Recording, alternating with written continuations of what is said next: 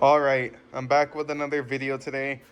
Today, what I have planned is I got this new CarPlay head unit and we're going to be putting it in the NSX just because the stereo that's currently in the car is super outdated. It's like from the late 2000s, I'd say. It doesn't have Bluetooth, it only has aux and USB, and there's no CarPlay obviously. So this will be a really nice upgrade that this car definitely needs. I went with the Alpine one just because the screen in the car actually is Alpine, and that's hooked up to the HKS Camp 2, which is like a multi-function display from back in the day, and it shows all the gauges and engine parameters. It's super cool. Once I've got the car running, I'll give you guys a walkthrough of that and show you what it looks like. But first things first, I'm just gonna go ahead and get the center console out. It's just 4 screws under the lid, and then this piece here will pop up as well. So let's go ahead and do that. So once you've got those 4 screws out, this piece here should just straight up lift out. And you can set it aside. And then once you have that center console piece out, this here usually has a screw right here, but mine doesn't just because it's an aftermarket piece to accommodate for the doubled in. I'm super stoked the car actually has this already because these pieces are quite expensive if you wanted to upgrade the original NSX radio to a doubled in. I'll put up a picture of what it looks originally and you'll be able to tell you can't put a doubled in the factory location. But for my car, I also need to pull this piece off here. It's just held on by 2 screws in the back, just so it can lift up and let this panel out. Alright, I've got the center trim piece out.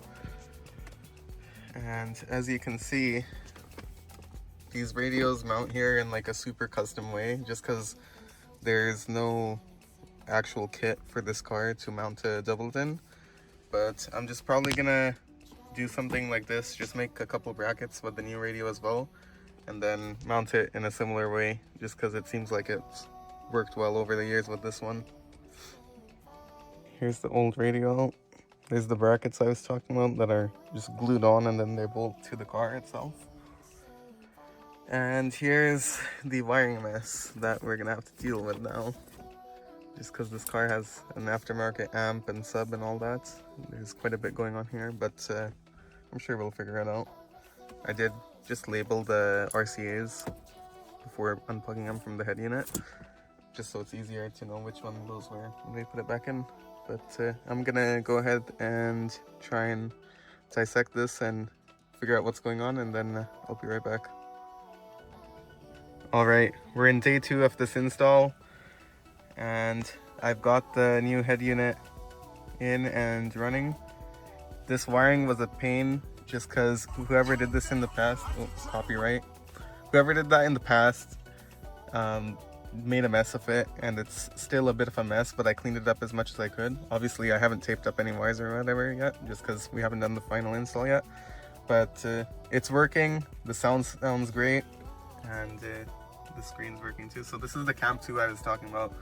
So it's a super old technology from HKS, but it's super cool in cars like these just because it's period correct, and it just shows all the parameters of the engine and you can cycle through it with a remote. But yeah, next up I'm gonna just tape up this wiring, get it looking a little cleaner, and then we gotta figure out how to mount this thing over here with some custom brackets. So I managed to mock up a bracket similar to how the old one was mounted, just using these 2 L brackets and some double-sided tape just to mock it up.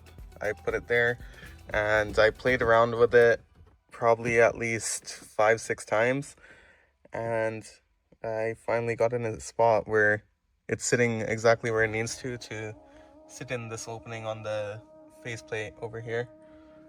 And now I'm just gonna go ahead and probably use JB Weld and mount these up to here, just because you can't screw into here obviously because the electronics are right under. But after that, then it can get bolted back right into there, and it'll look really nice. So a little trick, if you ever have to JB weld something that has a super smooth surface like this and you want a good adhesion, just go ahead and scuff the surface up with some 80 grit sandpaper, and that will roughen it up a bit, and the JB weld will actually grab onto it a lot better. So now I'm gonna go ahead and mix up some JB weld and get these mounted onto here. I've got the brackets mounted onto the head unit now. As you can see, I used some JB weld, and that's exactly how it was done from the audio shop that did it on the previous head unit from years and years ago. But yeah, I think this should hold up fine. I measured everything out so both sides are square, and it should sit perfectly fine in the car now. Check it out, guys. I made the bracket and it worked out perfectly. This took a while to play around with and get the bracket position right, but as you can see, it's sitting in there perfectly, just like the old one was sitting, and it almost looks OEM. But now I'm gonna do the final wiring, get this all plugged in, and I also went ahead and bought a backup camera just so I can hook it up while we have all this torn apart. So I'm gonna get started on that real quick. This is the camera I ended up getting. It just sticks to the back bumper and it faces like that. So will this be sitting right over here somewhere? And then I'm gonna have to find a way to route the wire into the trunk, and it will get tapped into the reverse light for power. And then I'm gonna have to route the wire out there through the engine bay and then finally into the cabin to make the way all the way up to the head unit there. Just a bit of an update. So I've got the camera here. It's gonna mount something like that, and then I've got the wire going in through there, through the factory grommet where the lights for the license plate lights are. And then I got really lucky. I found an old wire from an old backup camera that stopped working, and I just attached the new wire to that one and I pulled it through. So it got pulled through the trunk, and then same thing here, I pulled it through using that same old wire, and now it's in the interior, as you can see. This is the new one here, and now it's super easy. Just gonna route it through this piece here and then straight to the head unit. Getting the backup camera has not been as easy as I thought it would be, but if you come over here and take a look, we've got a working backup camera finally. So what happened was I bought this one here first, and I wired it up. I ran all the wires through the car nicely, and it did not work. So that was super bumming, but I went ahead and got this one, which is actually a nicer camera for this car anyways, just because it mounts the plate instead of sticking onto the bumper. It'll look a bit cleaner. But anyways, this one actually works. So now I'm gonna have to redo all the wiring and run this wire that I just have running on the outside for testing on the inside of the car now. And then we can finally button this whole project back up.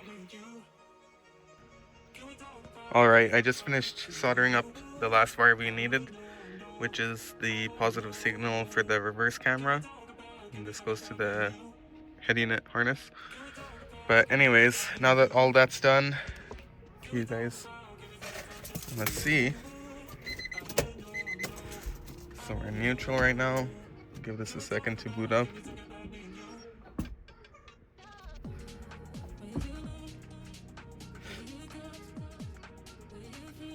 It's a little slow, but as soon as we go into reverse, as you can see, we've got our working reverse camera. Looks sick. That was definitely worth the work and worth the hassle.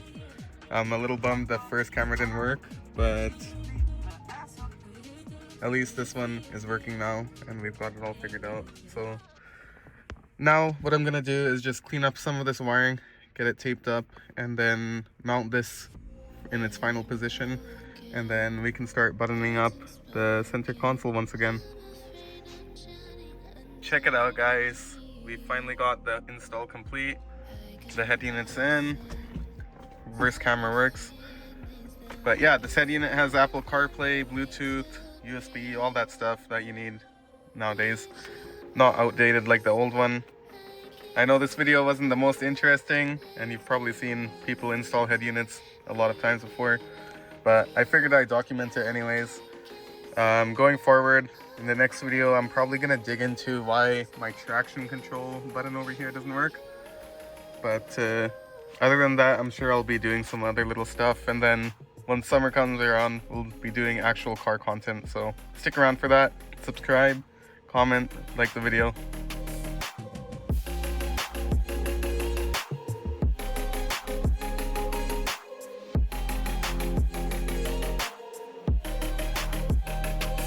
I'm trying not to let go of my pride, but every time you come back, it's like falling down these lies again.